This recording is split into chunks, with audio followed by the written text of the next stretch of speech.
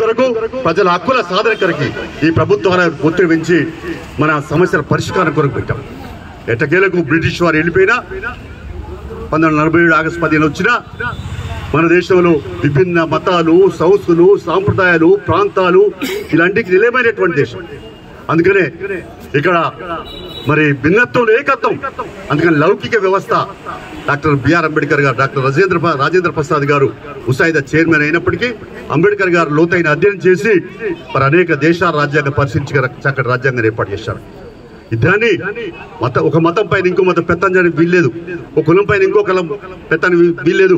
కులాన్ని నిచ్చెన ఇట్లా వ్యవస్థ ఇక్కడ ఏ దేశంలో లేదు, ప్రపంచంలో మన దేశంలో ఉంది. అందుకని అలాంటి ఒక చక్కటి రాజ్యాంగం ఉన్నది ఇవాళ. అయితే మనకు స్వాతంత్రం వచ్చి 76-70 ఏళ్ళు గడిచిపోయినా, 70 ఏళ్ళు గడిచిపోయినా ఇంకా రాజ్యాంగాలు పొందుపరిచిన ప్రాథమిక హక్కులు కూడా అమలు కావట్లేదు. ప్రభుత్వాలు మారుతున్నాయి, రంగురంగుల జెండాలు అధికారంలోకి వస్తా ఉన్నాయి. చెప్పేది ఒకటి, చేసేది ఒకటి, ఎన్నికల నినాదాలు ఒకటి, మరి ప్రణాళిక ఒకటి, వాగ్దానాలు ఒకటి, వాగ్దానాల వర్షాలు మరి అమలు శూన్యంగా ఉంటున్నటువంటి పరిస్థితి అది. అందుకనే భారత కమ్యూనిస్ట్ పార్టీ మరి మొక్కమోని ధైర్యంతో అనేక సమస్యల పైన ఇవాళ భూమి చట్టాలు వచ్చినాయంటే కేవలం భారత కమ్యూనిస్ట్ పార్టీ, కార్మిక హక్కుల చట్టాలు వచ్చినాయంటే భారత కమ్యూనిస్ట్ పార్టీ పోరాటాలు, అనుబంధ సంఘాల పోరాటాలు, యువకుల, విద్యార్థుల, మహిళల మరి హక్కులు వచ్చినాయంటే ఇవాళ అనేక సమస్య సంక్షేమ పథకాలు అమలు వచ్చిందంటే ఇవాళ పేదలకు కూడు, గుడ్డ, నీడ, విద్య, వైద్య సౌకర్యాలు రాజ్యాంగాలు పొందుపరిచిన అమలు అవుతున్నాయంటే మరి భారత కమ్యూనిస్ట్ పార్టీ ఒత్తిడి మూలంగా. అందుకనే ఇవాళ రాజభరణ రద్దు కానీ, బ్యాంకుల జాతీయకరణ కానీ, లేక భూమిని పంపం కానీ, ఇవాళ సాగునీటి ప్రాజెక్టుల సాధన కానీ ఏ రంగంలో చూసినా భారత కమ్యూనిస్ట్ పార్టీ విరోచిత పోరాటాలు, విప్లవాల పోరాటాలు, త్యాగాల పోరాటాలు, చావో రేవో తేర్చుకునే పోరాటాల్లో ఆటుదేరింది. అనేక ఇబ్బందులు పడ్డది, అనేక కష్టాలకు గురైనప్పటికీ మొక్కవని ధైర్యంతో 99 ఏళ్లుగా ఈ దేశంలో పాలకులు మారుతున్నా ప్రజల సమస్యల కొరకు మరి అడుగడుగున నిలదీస్తున్నది భారత కమ్యూనిస్ట్ పార్టీ. పాలకులను నిలదీస్తుంది భారత కమ్యూనిస్ట్ పార్టీ.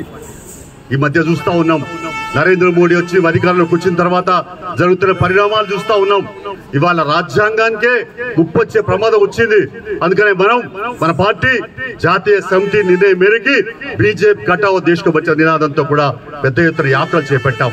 1, 2, 3, 4 ఆఖరి యాత్రలు, లేదా కరువు యాత్రలు, లేదా గోడౌన్లు అక్రమ నిల్వలు ఉంటే, దొంగ నిల్వలు ఉంటే, మరి బ్లాక్ మార్కెట్ చేస్తా ఉంటే వాటిపైన దాడులు, ఎన్నెన్నో కేసులు, ఎంతెంతో మంది జైళ్ళ, లక్షలాది మంది, వేలాది మంది పైన కేసులు మోపడ్డాయి.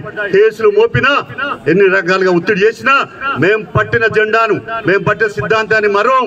ఏదేమైనా మా పార్టీ తీసుకున్న నిర్ణయాన్ని అమలు చేస్తామని మన కార్యకర్తలు, శ్రేణులు మరి మన పార్టీలో అంకితమై ఈ పార్టీ బలోపేతానికి కృషి చేస్తున్న విషయాన్ని కూడా ఇక్కడ మనం గుర్తు చేసుకోవాలి. అందుకనే గతం లేకుండా వర్ధమానం లేదు, వర్ధమానం లేకుండా భవిష్యత్తు లేదు.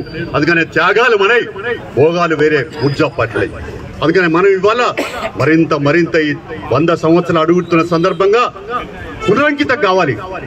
మళ్ళీ మన ప్రస్థానం 100 ఏళ్ళు నిండింది కాబట్టి మరింత అడుగులు ముందుకేసే వైపున మనం సాగాల.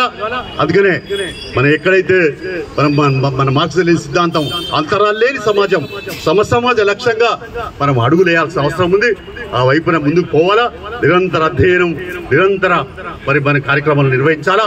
అందుకనే మన పార్టీ 25వ జాతీయ మహాసభలు కూడా మరి పంజాబ్లోని చండీగఢ్లో జరగబోతా ఉన్నాయి. కాబట్టి మరి మరొక వైపున ఇవాళ నుంచి 100 అంటే మళ్ళా డిసెంబర్ 26 దాకా జయంతి ఉత్సవాలు నిర్విఘ్నంగా సాగుతాయి. కాబట్టి మనం సంవత్సరం పాటు ఉత్సవాలలో ఊరూరు వెళ్దాం, వాడవాడకు వెళ్దాం, ప్రజలకు మళ్ళీ వెళ్దాం, ప్రజలను చైతన్యపరుస్తాం.